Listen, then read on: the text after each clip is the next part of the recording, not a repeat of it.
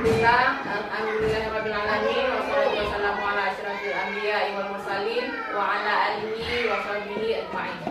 Puji dan syukur marilah sama-sama kita panjatkan kehadirat Allah, yang mana oleh Allah telah memberikan kesehatan kepada kita sehingga kita dapat berkumpul di tempat yang berbahagia ini, yaitu UPTD SD Negeri 15 Pesangan.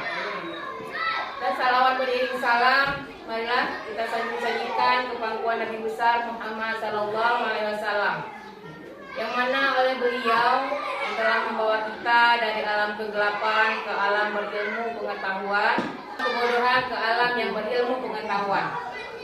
Dan penghormatan saya kepada Bapak Kepala Sekolah UPTD SD Negeri 15 Pesangan, yaitu Bapak Khairil Miswar SPDI MAG, dan juga penghormatan saya kepada rekan-rekan sejawat, yaitu rekan sejawat yang berada di UPTD SD Negeri 15 Pesangan.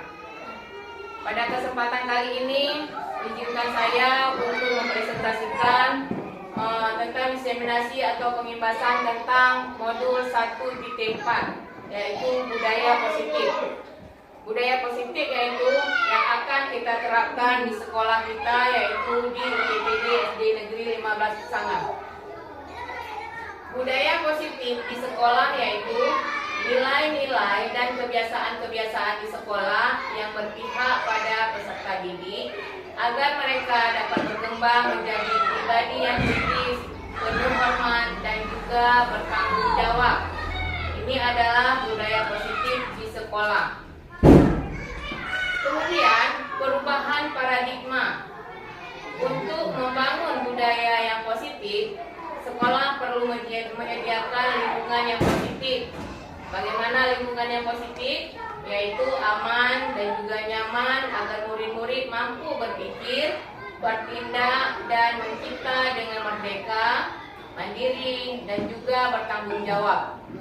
Lazimnya, disiplin dikaitkan dengan kontrol, yaitu kontrol dalam hal ini kontrol guru dalam menghadapi murid, kontrol seorang guru dalam menghadapi tingkah laku seorang murid. Yaitu menurut Ki Hajar Dewantara, tujuan pendidikan yaitu menuntun segala kodrat yang ada pada anak-anak agar mereka dapat mencapai keselamatan dan kebahagiaan yang setinggi-tingginya, baik sebagai manusia maupun sebagai anggota masyarakat.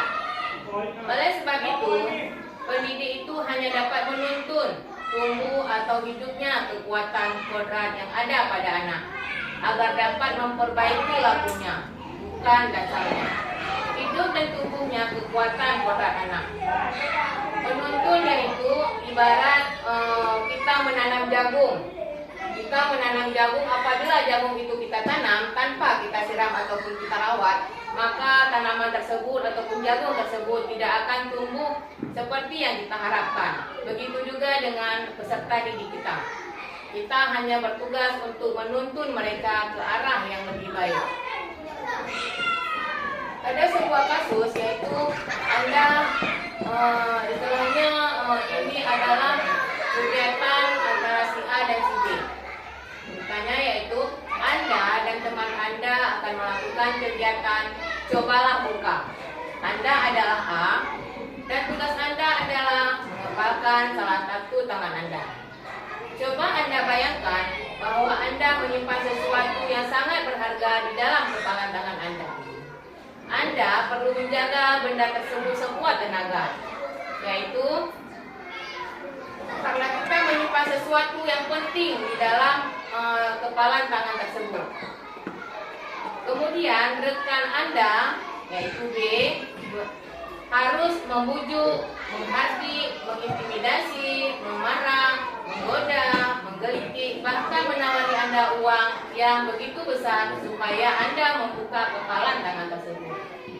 Cobalah Anda lakukan kegiatan cobalah buka di atas dengan B secara bergantian masing-masing, yaitu antara si A dan si B kita melakukan berulang-ulang dengan waktu 30 detik. Setelah itu diskusikan kegiatan ini dan coba jawab pertanyaan-pertanyaan ini secara mandiri. Dan diskusikan kembali dengan rekan Anda. B. Kemudian lanjutkan jawaban Anda. Apakah berbeda? Kira-kira mengapa berbeda? Yang pertama, apakah Anda atau B membuka kepalan tangan Anda? Pertanyaan yang kedua, apakah Anda atau B menutup kepalan tangan Anda? Mengapa Anda menutup? Kemudian dalam kegiatan ini, sesungguhnya siapa yang memegang kendali atau kontrol untuk membuka atau menutup kepalan tangan Anda? Ini adalah sebuah percobaan. Kita sendiri yang memegang kontrol.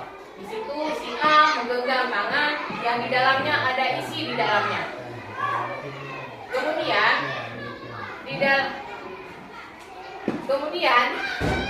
di dalamnya ada sesuatu yang berharga. Kemudian teman kita yang B mencoba untuk membuka dengan cara memaksa, menghardi ataupun mengiming-iming dengan bayaran yang mahal supaya tangan kita buka. Kemudian kita sendiri yang memegang kontrol dalam membuka dan menutup tersebut. Kita sendiri yang memegang kontrol atas kepalan tangan yang kita lakukan tadi. Apakah kita membuka atau menutup kepalan tangan kita itu tergantung pada diri kita masing-masing, sesuai dengan kebutuhan dasar kita di saat itu. Selanjutnya yaitu perubahan paradigma teori kontrol. Yang pertama, ilusi guru mengontrol murid. Yang kedua, ilusi bahwa kritik dan membuat orang merasa bersalah dapat membuat karakter. Jadi, bahwa semua perbuatan positif, efektif, dan bermanfaat. Yang ketiga, yang keempat, ilusi bahwa orang dewasa memiliki hak untuk memaksa. Ilusi guru mengontrol murid yaitu seorang guru harus mengontrol murid secara berkelanjutan. Misalnya, bagaimana keadaan murid tersebut, kita harus mengontrol sang murid tersebut, karena apabila kita tidak mengontrol murid, maka murid tersebut akan melakukan apa yang dia inginkan tanpa ada kontrol dari seorang guru. Kemudian ilusi yang kedua yaitu ilusi bahwa kritik dan membuat orang merasa bersalah dapat membuatkan karakter.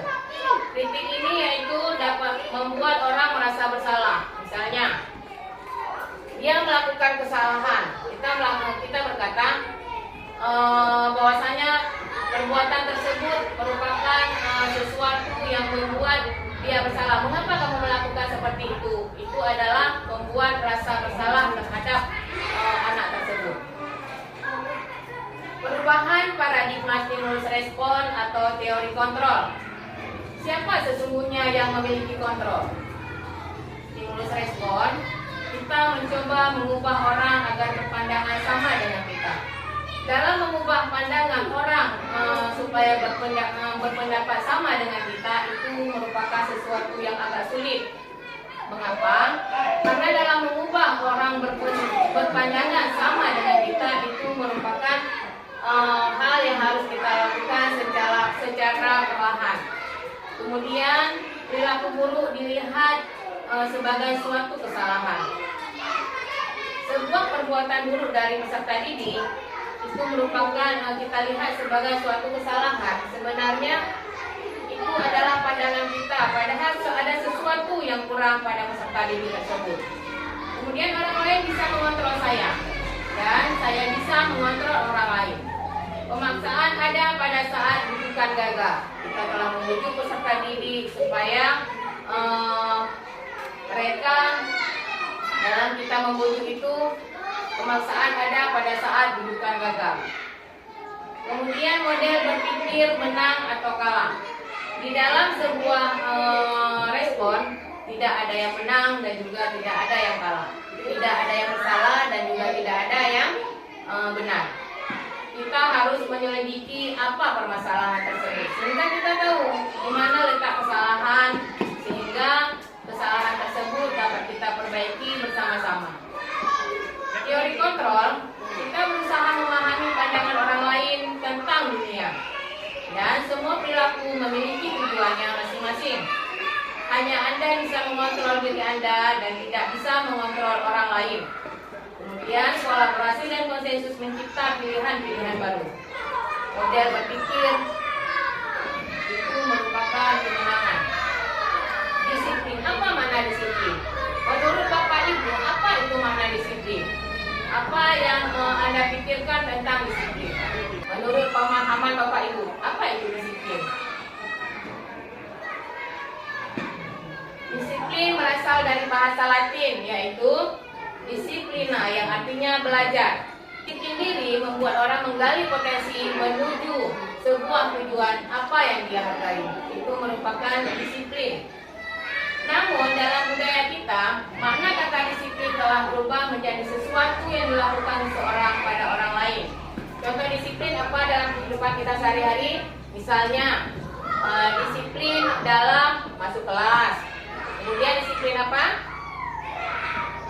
Apalagi yang termasuk ke dalam disiplin?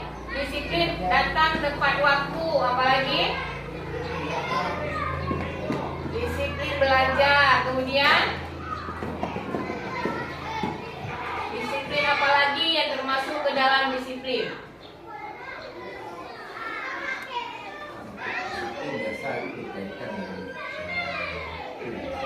Ya, disiplin berkaitan dengan waktu, seperti waktu ketika datang ke sekolah. Kemudian disiplin tentang waktu kita masuk ke dalam kelas.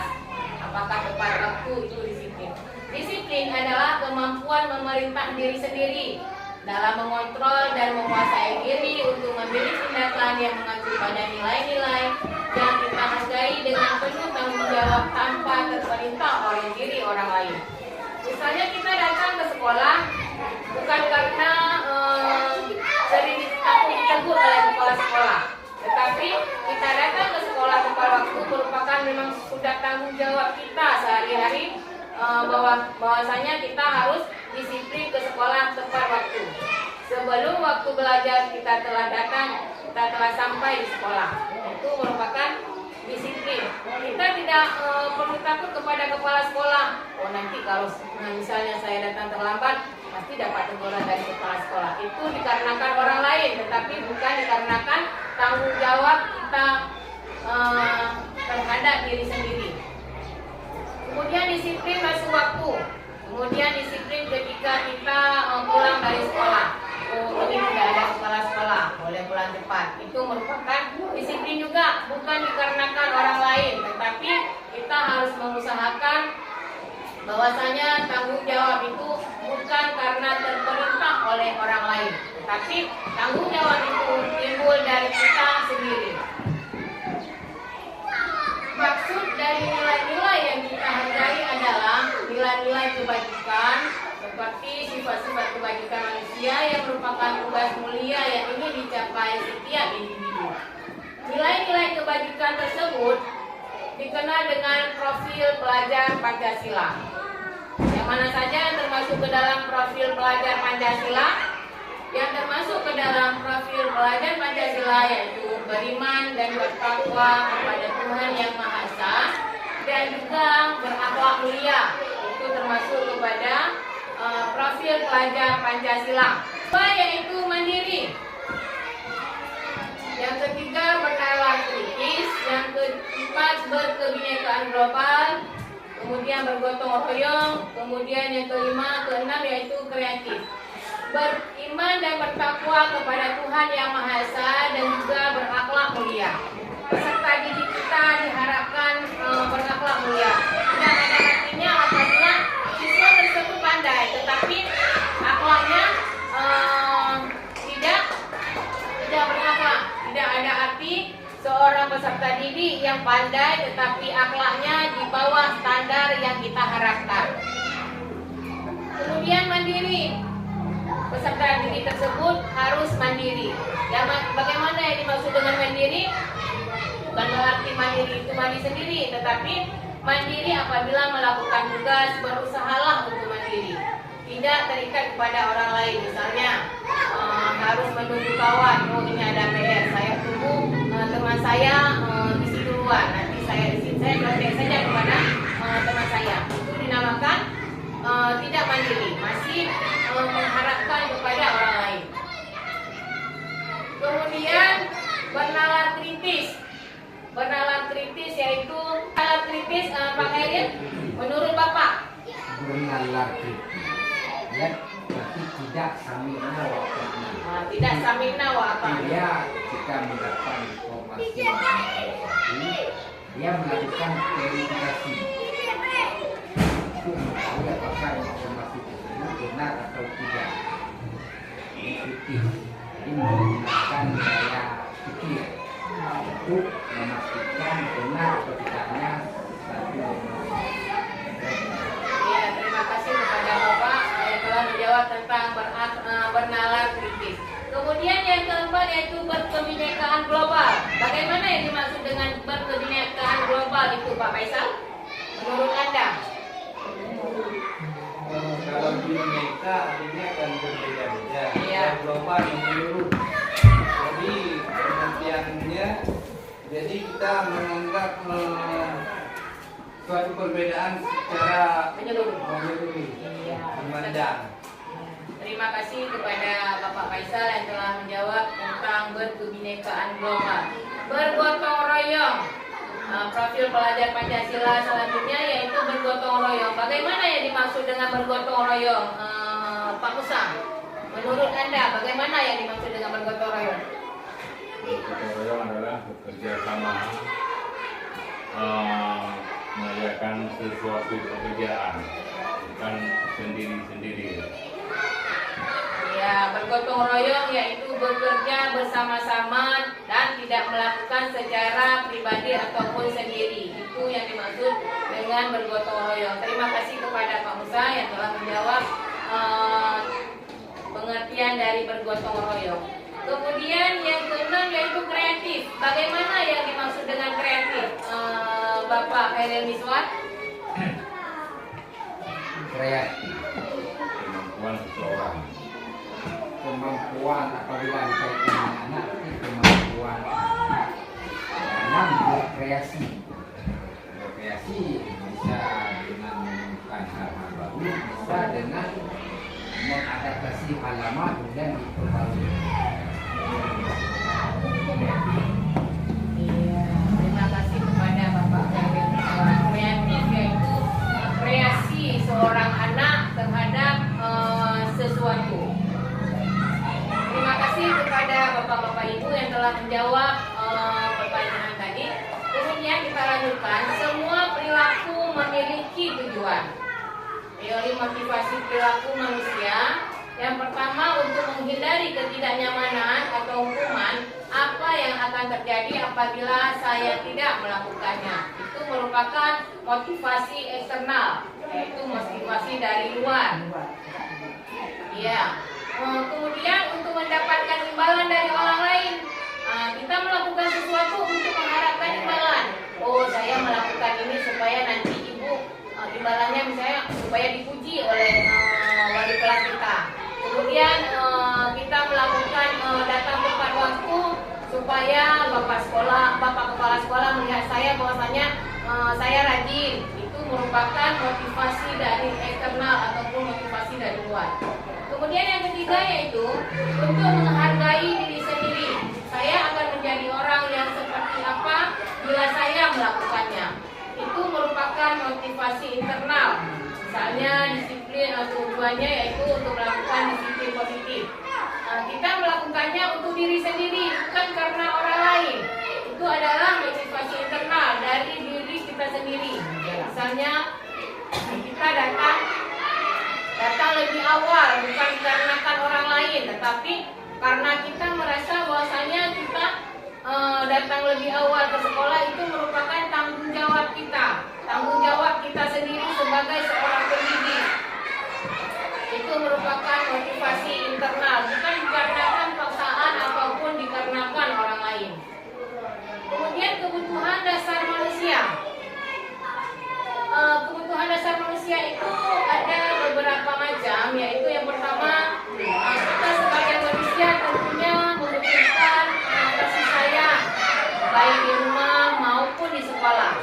Di rumah kita membutuhkan kasih sayang dari orang tua, kemudian di sekolah juga kita ingin diperhatikan oleh wali kelas ataupun ingin diperhatikan ataupun diterima oleh guru-guru kita di sekolah.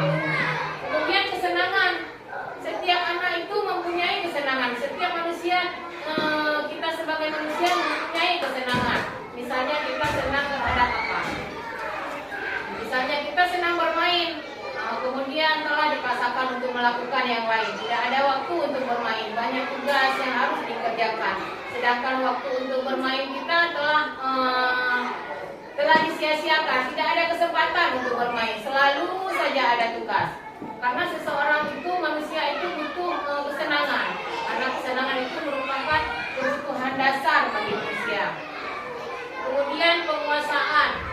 Dan selanjutnya yaitu kebebasan. Kita seorang manusia butuh kebebasan. Tidak misalnya kita dipaksakan oleh orang lain, kita merasa bahwasanya ada sesuatu yang telah dihentikan. Karena setiap manusia itu membutuhkan kebebasan. Kalau misalnya kita bebas, perasaan kita nyaman, karena itu merupakan kebutuhan dasar kita sebagai manusia.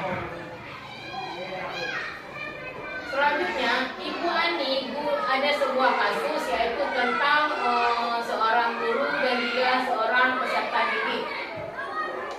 Ibu Ani, guru kelas 5 di SD Pelita Hati, sedang bingung menghadapi ulah salah satu murid di kelasnya, yaitu beliau bernama Agus. Beberapa anak telah datang dan mengeluhkan Agus yang seringkali meminta bekal makan siang mereka dengan paksa.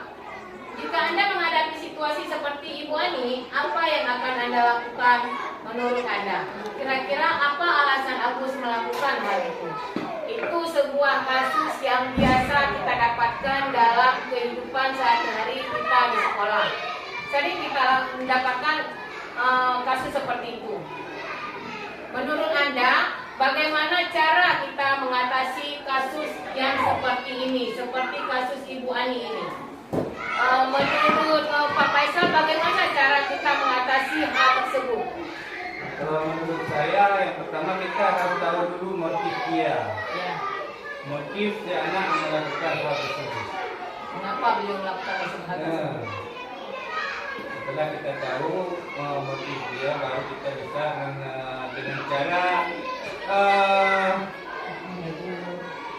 dengan cara pertama menegur, kedua memanggil orang tua, kita ajak bicara bersama orang tua, mungkin ada kendala di rumah apa, baru kita cari solusi. Iya, terima kasih. Itu jawaban dari Pak Faisal. Itu merupakan tahapan-tahapan yang harus kita lalui. Menurut Pak Ustaz, bagaimana cara kita mengatasi anak tersebut yang biasa selalu mengganggu temannya untuk meminta bekal yang dibawakan temannya, ataupun sering meminta jajan kepada temannya? Bagaimana solusi kita untuk mengatasi hal tersebut? Kita akan memanggil anak itu. Kita harus pelajari latar belakang anak tersebut. Kemudian baru kita tahu, kemudian kita beri nasihat supaya dia jangan mengambil teman ataupun jangan mengambil teman. Jangan dia mengambil teman karena dia tidak ada yang sendiri. Misalnya dia sering mengambil pulpen temannya, mungkin karena dia nggak ada pulpen. Kita harus belajar dulu bagaimana cara dia. Kadang kita harus membantu membeli pulpen untuk anak tersebut. Mungkin di rumah tidak dikasih uang pulpen, cuma dikasih untuk jajan. Menurut saya begitu. Ya, terima kasih Pak Faisal. Terlebih dahulu kita menanyakan kepada murid tersebut mengapa beliau melakukan hal yang seperti itu, ya. Dalam konteks penerapan disiplin positif, Ibu Ani sebaiknya mencari tahu seperti yang Bapak-bapak jelaskan tadi. Ibu Ani tersebut harus mencari tahu apa alasan si Agus melakukan tindakan tersebut agar mengetahui kebutuhan mana yang sedang berusaha dipenuhi oleh Agus. Karena ada kebutuhan seperti yang kita katakan tadi, kasih sayang dan juga kebebasan dan juga bermain. Apabila jawaban Agus karena ia lapar, sering mengambil makanan temannya. Apabila kita tanya jawaban Agus karena ia lapar dan orang tuanya tidak membawakannya bekal makan siang, kebutuhannya adalah bertahan hidup. Misalnya di rumah di rumah ibunya belum memasak untuk sarapan pagi pada beliau, maka otomatis anak tersebut pasti merasa kelaparan. Maka anak tersebut berusaha mencari ataupun mengambil makanan temannya supaya si Agus tersebut memenuhi kebutuhannya adalah bertahan hidup. Apabila tidak diambil makanan temannya, maka ia akan lapar. Beranggapan kalau dia lapar, oh enggak ya, nih perut selalu keroncongan. Dia berusaha untuk mengambil makanan temannya. Kemudian apabila jawaban Agus karena ia senang temannya jadi memperhatikan dia, kebutuhannya adalah cinta dan kasih sayang. Apabila kita menanyakan kepada si Agus, mengapa kamu sering mengambil makanan temanmu?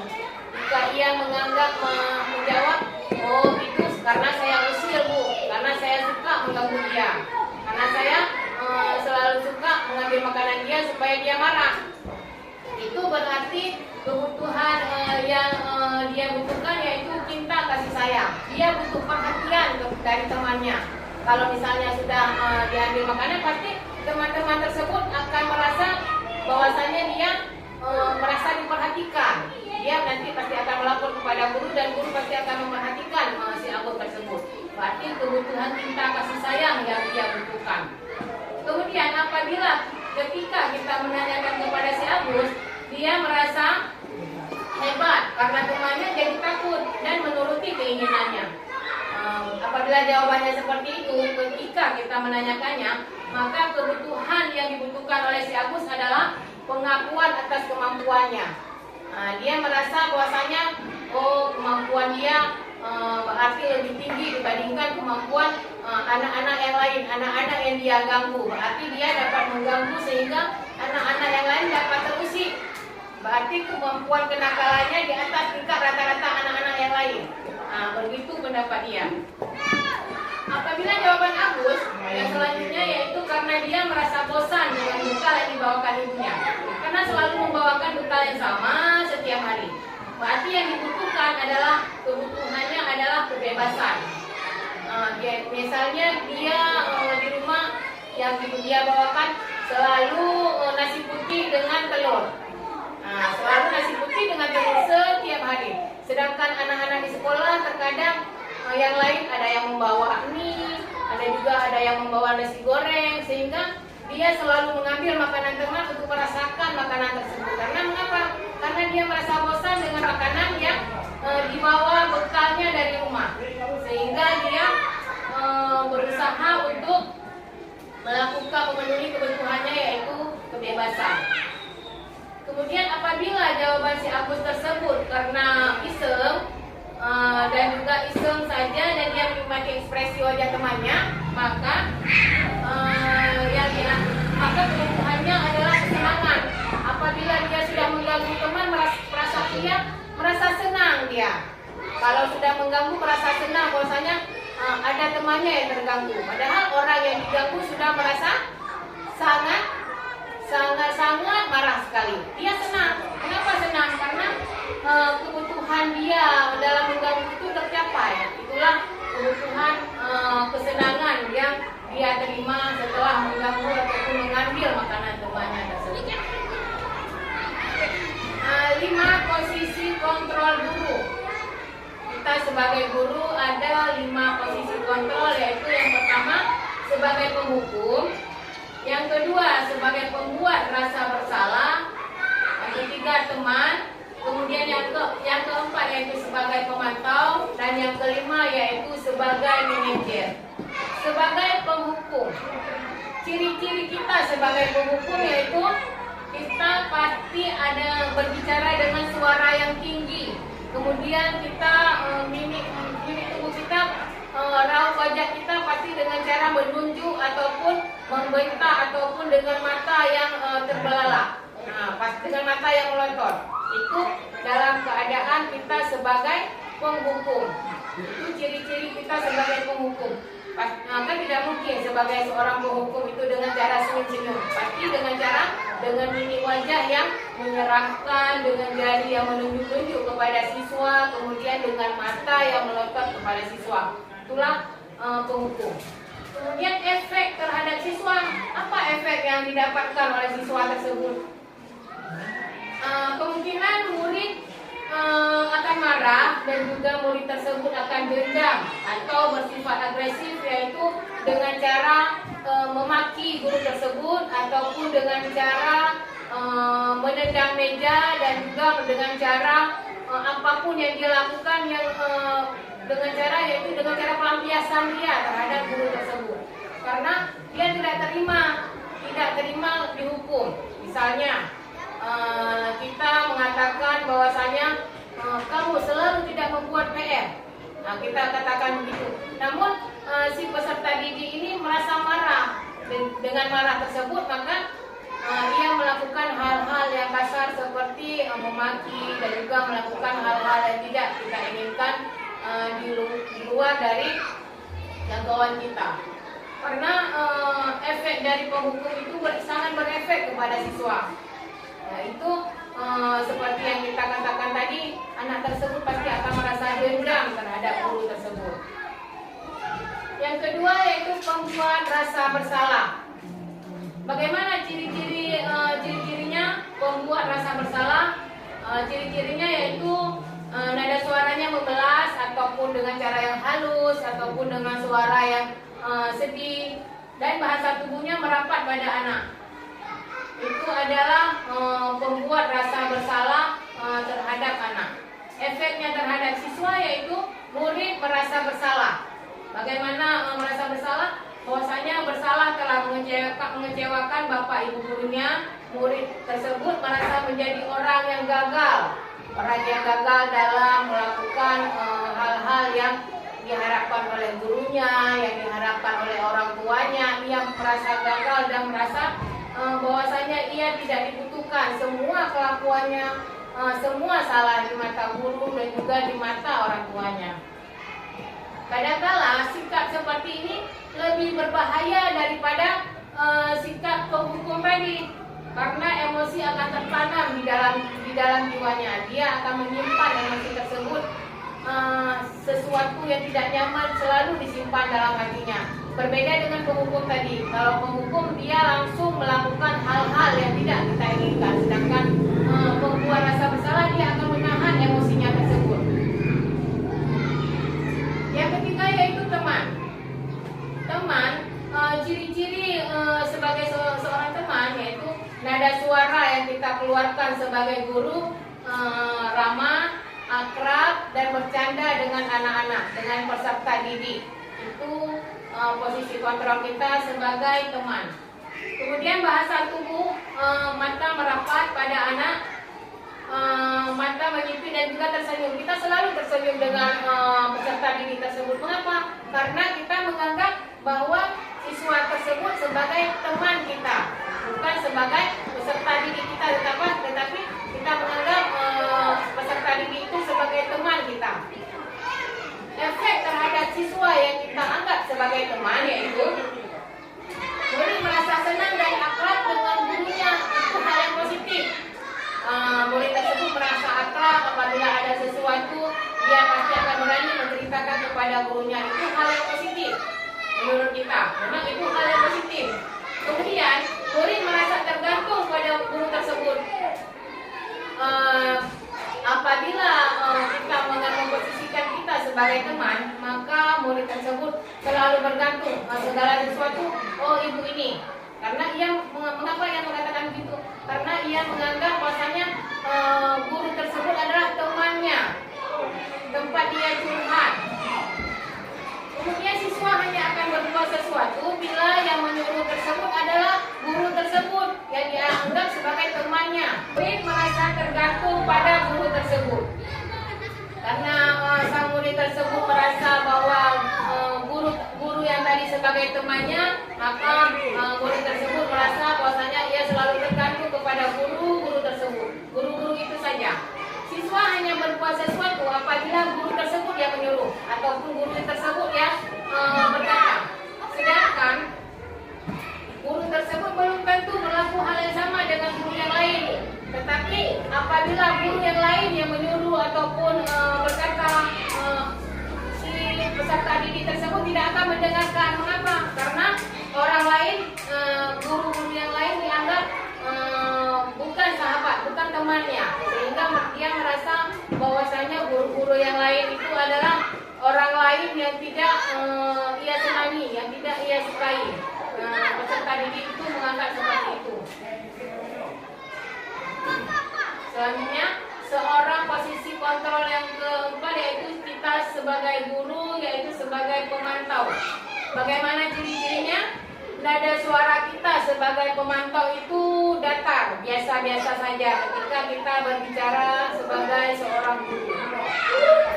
Kemudian bahasa tubuh kita juga biasa formal seperti biasa. Itu adalah posisi kita sebagai pemantau. Kemudian apa efek terhadap siswa? Efek seorang guru yang sebagai pemantau yaitu murid memahami konsekuensi yang harus dijalankan. Karena telah melanggar salah satu peraturan sekolah, murid tetap dibuat tidak nyaman, yaitu dengan data konsekuensinya yang harus dijalankan siswa. Sebagai pemantau, kita sebagai posisinya sebagai pemantau, yaitu murid tersebut telah kita buat konsekuensi. Apabila ia melanggar sebuah konsekuensi, dia tahu bahwasanya ia telah melanggar konsekuensi yang telah dibuat, yang telah kita buat bersama. Maka setelah ia tahu posisinya telah melanggar, maka ia akan memperbaiki kesalahannya yang telah ia langgar. Itu adalah efek terhadap siswa kita sebagai pemantau. Kemudian yang kelima, selanjutnya yaitu kita sebagai manajer. Seorang guru memiliki posisi kontrol sebagai manajer. Ciri-cirinya yaitu nada suara seorang guru yang posisi kontrolnya sebagai seorang manajer yaitu suaranya tulus. Tulus istilahnya tidak mengharapkan sesuatu, bukan misalnya ada suara tinggi sebagai penghukum, tetapi ini nada suaranya itu tulus. Bahasa tubuh tidak kaku dan juga selalu mendekat pada murid. Efek terhadap siswa yaitu murid sudah mengetahui adanya suatu masalah dan sesuatu perlu terjadi, dan guru akan mengembalikan tanggung jawab pada murid yang mencari jalan keluar dari permasalahannya. Misalnya, kita telah membuat keyakinan kelas, ada sesuatu yang dilanggar oleh peserta didik tersebut, maka sang anak tersebut merasa dia bersalah, telah melakukan kesalahan dari keyakinan kelas yang dia buat. Kemudian seorang guru itu akan memberikan kebebasan kepada peserta didik tersebut supaya peserta didik tersebut mengetahui apa keyakinan yang telah dia langgar, apa kelakuan yang telah ia langgar. Maka seorang guru menyerahkan tanggung jawabnya kepada peserta didik tersebut untuk menyelesaikan masalah yang telah dilanggar tersebut. Pernyataan sebagai penghukum, yaitu kamu tidak pernah melakukannya. Itu adalah perkataan seorang guru yang posisi kontrolnya sebagai penghukum. Kita selalu mengatakan kamu ini tidak pernah melakukan sesuatu yang benar. Itu merupakan posisi kontrol guru sebagai penghukum. Kemudian saya kecewa sekali dengan kamu. Nah, itu merupakan posisi kontrol yang kita lakukan membuat orang merasa bersalah. Kita lakukan, kita selalu mengatakan saya kecewa sekali dengan kamu. Peserta didik itu merasa terpukul dengan kata-kata kita, yaitu membuat orang merasa bersalah. Kemudian pernyataan sebagai teman yaitu ayolah lakukan demi ibu atau lakukan demi bapak. Itu adalah posisi kontrol kita seorang teman. Kemudian pernyataan sebagai pemantau. Bagaimana pernyataan sebagai pemantau? Apakah kamu mau mendapatkan stiker bintang hari ini? Itu adalah posisi kontrol kita sebagai pemantau. Kemudian sebagai manajer, apa pernyataan yang kita katakan kepada peserta didik kita sebagai manajer? Bagaimana kamu bisa menyelesaikan masalah ini? Itu adalah perkataan ataupun pernyataan yang kita lakukan sebagai posisi kontrol kita sebagai seorang manajer.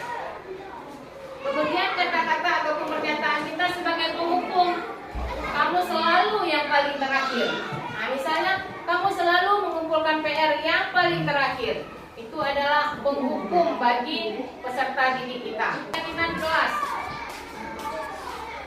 Apa yang dimaksud dengan keyakinan kelas, Pak Faisal? Menurut Anda?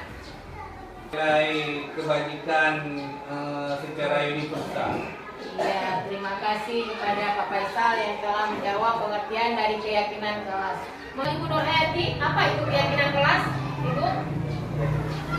Keyakinan kelas adalah nilai-nilai kebaikan atau prinsip-prinsip universal yang disepakati bersama secara lepas dan tanggung jawab. Iya, terima kasih kepada Ibu Nur Hayati yang telah memberikan pengertian keyakinan kelas. Keyakinan kelas yaitu keyakinan kelas adalah nilai-nilai kebajikan atau prinsip-prinsip universal yang disepakati bersama secara universal lepas dari latar belakang suku, negara, bahasa maupun agama. Nah, ini adalah contoh keyakinan kelas yang kita buat di dalam kelas kita masing-masing. Keyakinan kelas contohnya yaitu keyakinan kelas di dalam kelas. Kita tanyakan kepada peserta didik apa yang akan kita buat dalam sebuah kelas untuk menciptakan kelas tersebut, misalnya supaya kelas tersebut tercipta supaya rapi, bersih. Apa yang mereka buat di dalam kelas, misalnya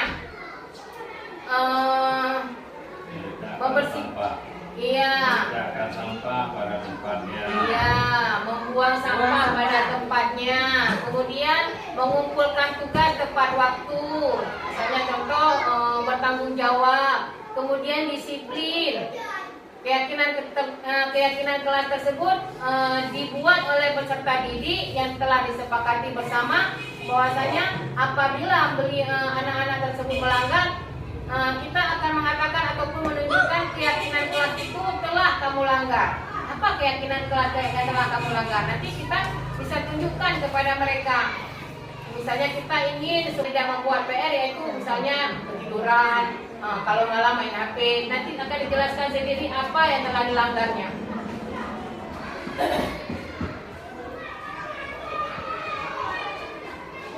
Pembentukan keyakinan kelas. Bagaimana cara kita membentuk keyakinan kelas, Ibu Badriah?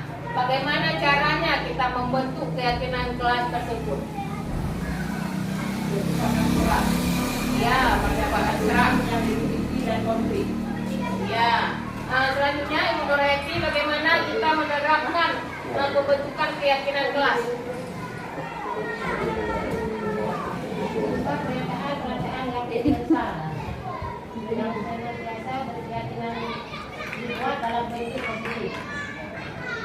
Menurut Ibu Susi, bagaimana cara kita pembentukan keyakinan kelas? Keyakinan kelas hendaknya tidak terlalu banyak sehingga mudah diingat dan dipahami. Iya, keyakinan kelas itu tidak perlu banyak. Yang penting jelas, padat, sehingga mudah dipahami oleh peserta didik. Terima kasih kepada ibu-ibu yang telah menjawab tentang pembentukan keyakinan kelas. Pembentukan kelas yang perlu dibuat di dalam kelas.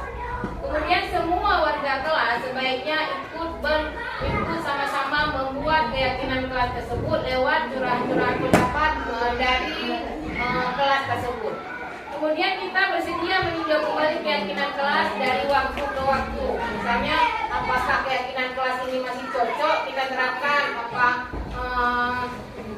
ada keyakinan kelas yang harus kita ganti? Itu harus kita tinjau dari waktu ke waktu. Tidak selamanya keyakinan kelas itu harus itu sampai 1 tahun ataupun 2 tahun. Berarti kita harus meninjau ulang keyakinan kelas tersebut. Kemudian apa perbedaan antara peraturan dan keyakinan kelas? Perbedaan antara peraturan dan keyakinan kelas. Peraturan itu seperti apa? Keyakinan kelas itu seperti apa? Ibu Badriah, yang dinamakan peraturan itu seperti apa peraturan? Tanggung jawab misalnya. Ya, bertanggung jawab. Bertanggung jawab itu termasuk kepada keyakinan kelas ya Bu ya.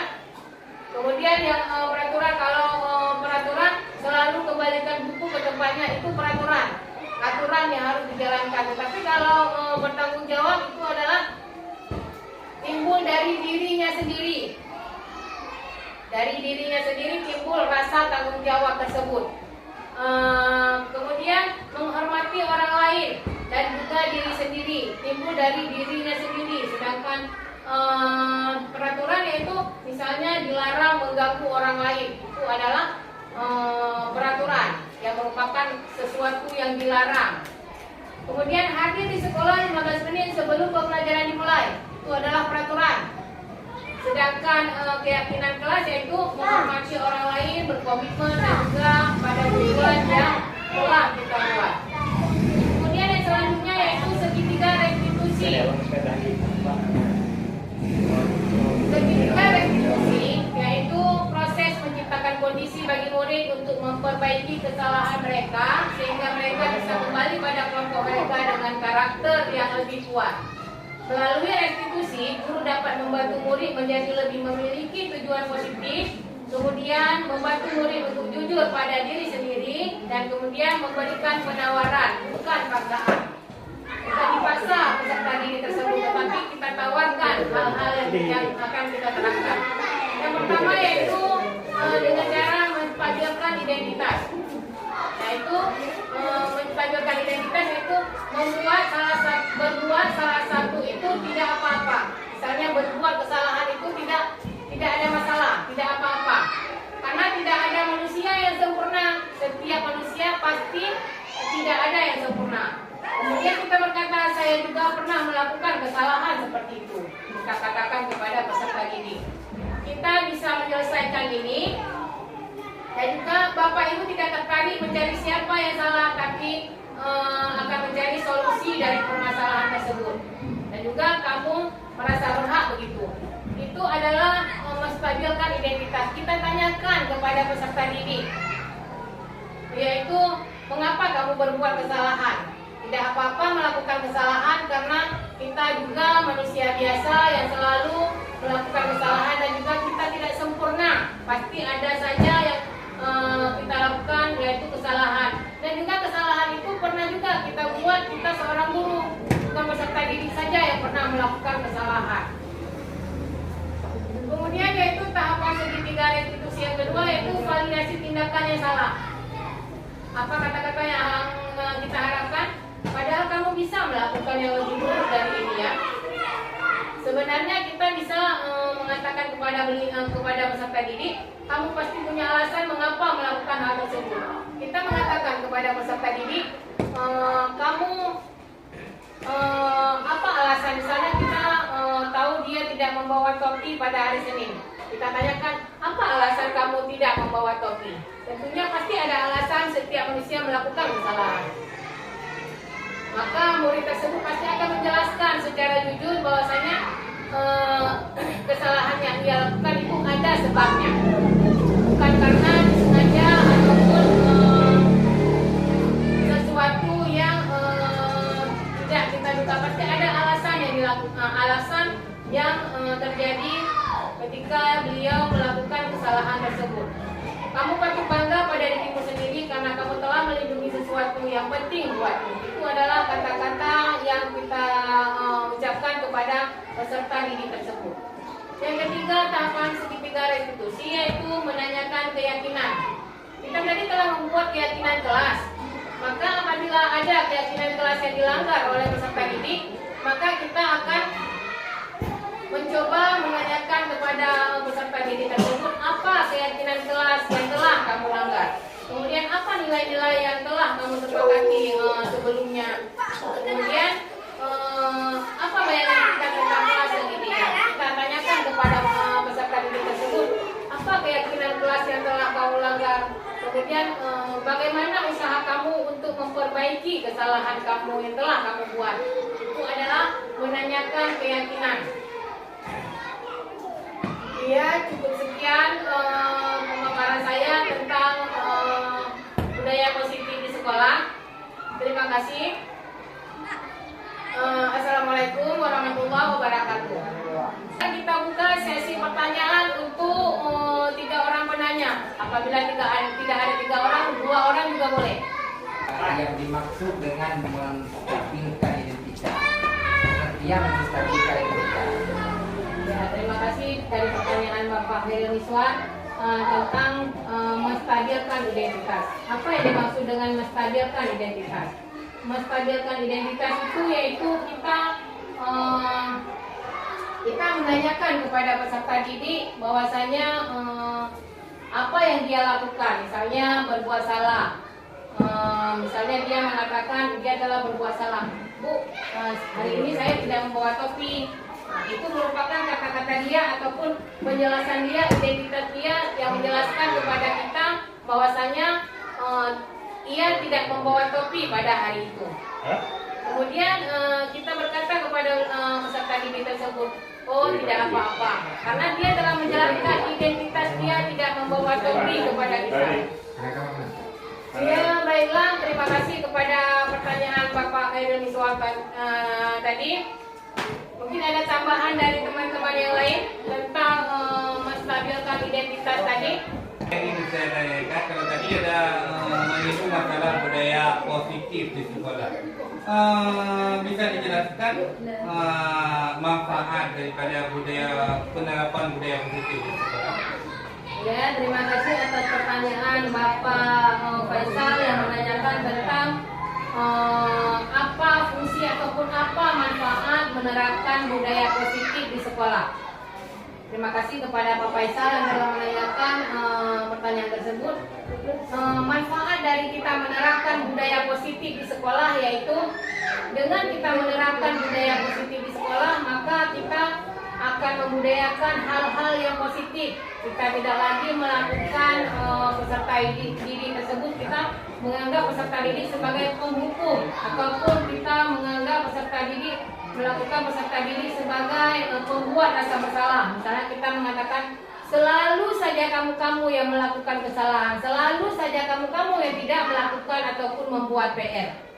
Kemudian ketika kita telah menerapkan budaya positif, maka kita tidak akan lagi memposisikan kita sebagai posisi kontrak kita sebagai penghukum, sebagai pembuat rasa bersalah, sebagai teman. Karena telah kita jelaskan tadi, hal-hal tersebut ada efek yang terjadi pada siswa. Maka setelah kita menerapkan budaya positif di sekolah, akan terjadi perubahan di dalam penerapan kita sehari-hari dalam membudayakan budaya positif. Begitu Pak Faisal. Terima kasih telah kepada Bapak Faisal. Sudahi sampai di sini. Saya akhiri dengan billahi taufiq wal hidayah. Assalamualaikum warahmatullahi wabarakatuh. Waalaikumsalam.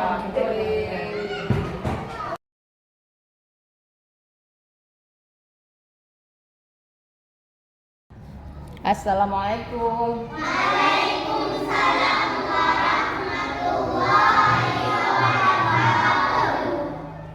Baiklah, sebelum kita memulai pelajaran, terlebih dahulu kita membaca doa bersama.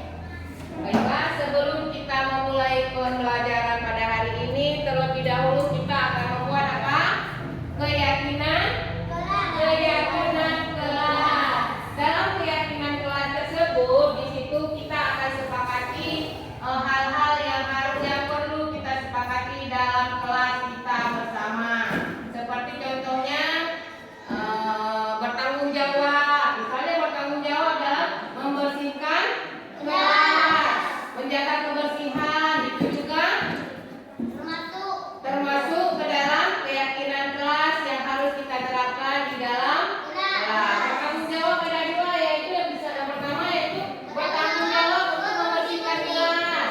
Kemudian bertanggung jawab untuk mengerjakan tugas seperti tugas PR. Kemudian apa lagi? Disiplin. Disiplin, kita harus disiplin. Contoh disiplin misalnya datang tepat waktu, mengerjakan tugas tepat waktu.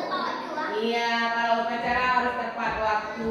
Jadi sekarang kita akan membagikan lembaran untuk anak-anak ibu supaya dapat diisikan, supaya kita membuat kesepakatan kelas. Nanti ditulis di kertas ini keyakinan kelas apa yang bisa kita terapkan di kelas kita. Iya.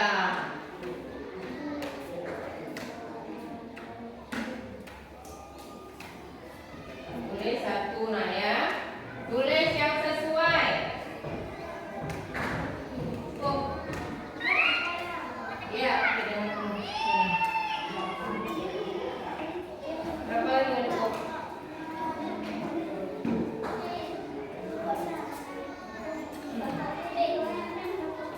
Berapa lagi? Dua pas ya. Udah, sekarang tulis. Setelah ditulis nanti kita tempelkan ke papan tulis. Oh, 2 lembar ya. Udah, keyakinan kelas yang telah ditulis sekarang ditempelkan ke papan tulis dari mulai Arifona. Ayo nak tempel.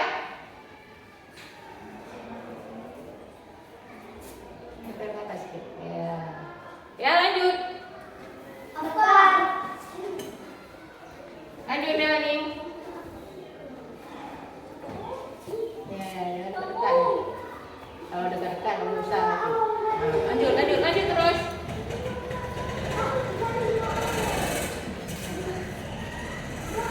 Lanjut.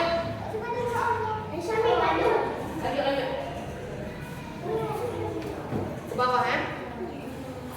Lanjut. Ke bawah, di bawah ya. Lanjut.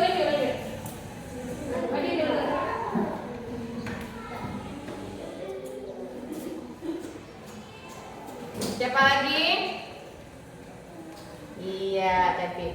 Siapa lagi?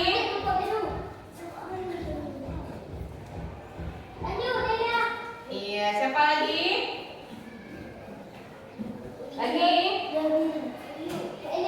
Bawah ya. Lagi, udah beres? Syamil?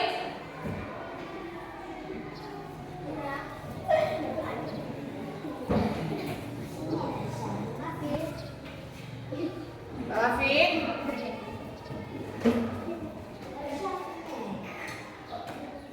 Lanjut lagi.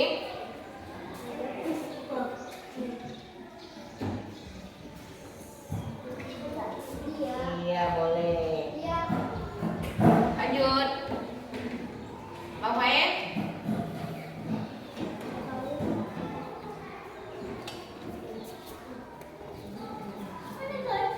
Iya, sudah selesai semua ya. Tolong Bang Afif, tolong bacakan keinginan kelas yang telah dibuat oleh teman. Iya.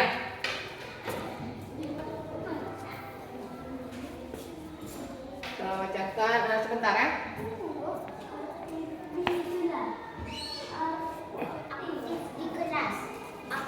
Iya, yang pertama apa? Nah, keyakinan kelas. Kelas berapa? Iya, keyakinan kelas 4.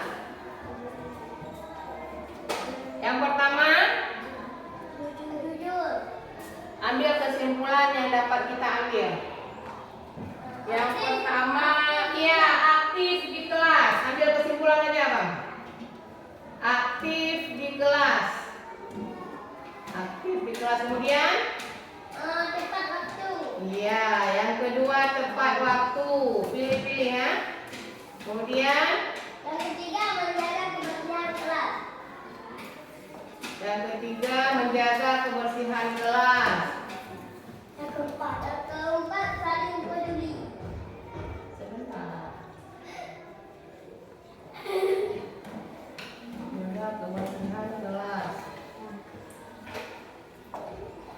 saling peduli. Kelima, 5. Bersikap sopan dan menghormati guru. iya. Bersikap sopan dan menghormati guru. Bentar ya. Menghormati guru. 6 ya. Satu lagi. Satu lagi jujur. Iya. Satu lagi jujur.